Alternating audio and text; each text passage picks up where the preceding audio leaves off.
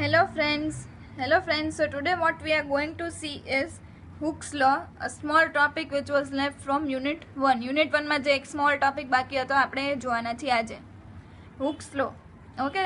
So Hooke's law પહેલા તો એની formula છે nu is equals to 1 upon 2 pi c under root f or k.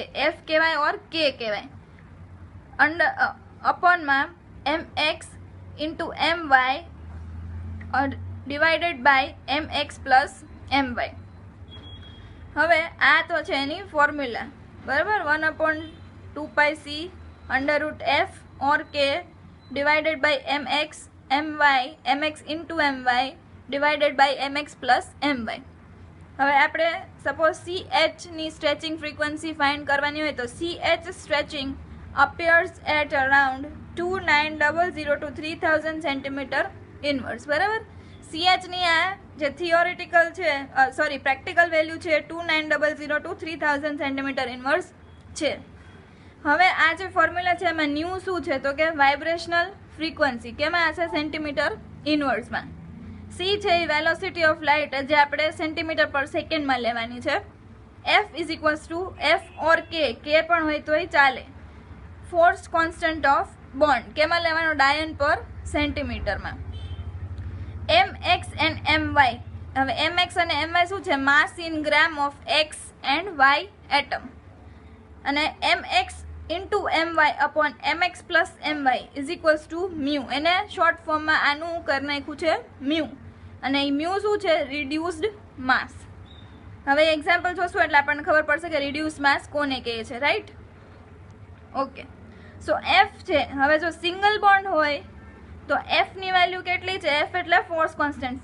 Force કોન્સ્ટન્ટની value કેટલી હશે 5 into 10⁵ ડાયન પર સેન્ટીમીટર. પછી છે આમાં કોમા કરીને છે 2 and 3 times double for double and triple bonds respectively. એનો મતલબ શું છે કે F for C double bond C માટે ફોર્સ કોન્સ્ટન્ટની વેલ્યુ કેટલી હશે 10 into 10⁵ અને F for force constant for C triple bond C એ કેટલું હશે 15 into 10⁵. જો આમાં કે છે F is equals to 5 into 10⁵ dyne પર centimetre for single bond 2 and 3 times double for double bond and triple bond. 2 times double છે એટલે 10 અને 3 times ડબલ એટલે 15 into 10⁵. હવે આનું એક્ઝામ્પલ આપેલું છે જોઈએ આપણે.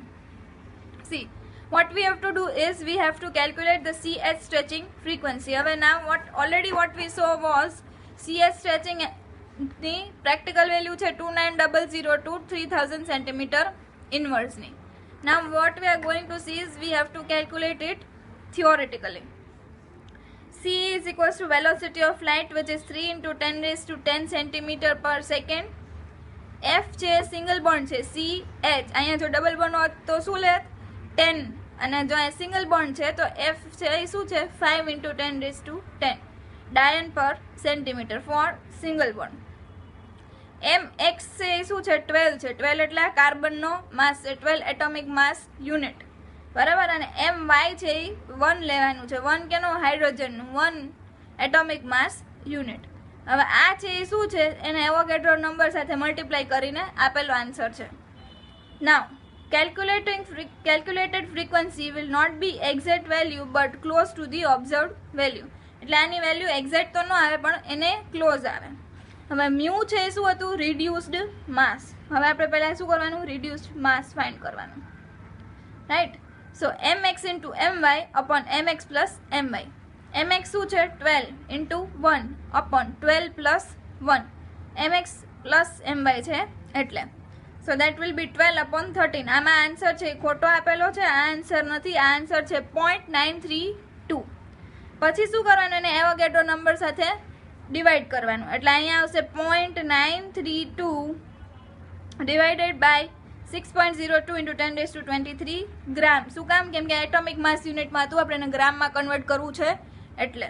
સો ધ આન્સર વિલ બી આ બી આન્સર ખોટો છે 0.15 into 10⁻23. આ તમારો ઓરિજિનલ આન્સર આવશે જ્યારે તમે 0.932 ડિવાઈડ બાય 6.022 ઇન્ટુ 10⁻23 કરશો ત્યારે.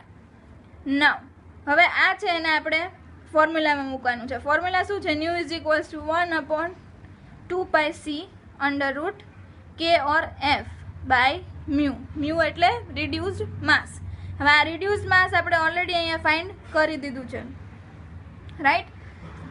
1/2 પાઈની વેલ્યુ શું છે? 3.14 ઇન્ટુ 3 ઇન્ટુ 10⁻10 અંડર રૂટમાં CH સિંગલ બોન્ડ માટેની ફોર્સ કોન્સ્ટન્ટ છે 5 ઇન્ટુ 10⁵ અપોન 0.15 ઇન્ટુ 10⁻23 મૂકવાનું છે. અહીંયા નંબર ખોટો છે. આનું તમે જ્યારે કેલ્ક્યુલેશન કરશો કેલ્ક્યુલેટરમાં તો એનો આન્સર આવશે 3032 સેન્ટીમીટર ઇન્વર્સ. કેલ્ક્યુલેટરમાં કેલ્ક્યુલેટ કરી લેજો, આ જ આન્સર આવશે. બરાબર છે. તો that means C single bond H છે એની આપણે સ્ટ્રેચિંગ ફ્રીક્વન્સી ફાઇન્ડ કરવી હોય તો એનો આન્સર છે 3032 સેન્ટીમીટર ઇન્વર્સ. અને આપણો જે પ્રેક્ટિકલ આન્સર છે એ શું છે? 2900 to 3000. એટલે નિયર આન્સર આવ્યો. દેટ મીન્સ આપણો આન્સર કરેક્ટ છે. So this is all about Hooke's law. Thank you.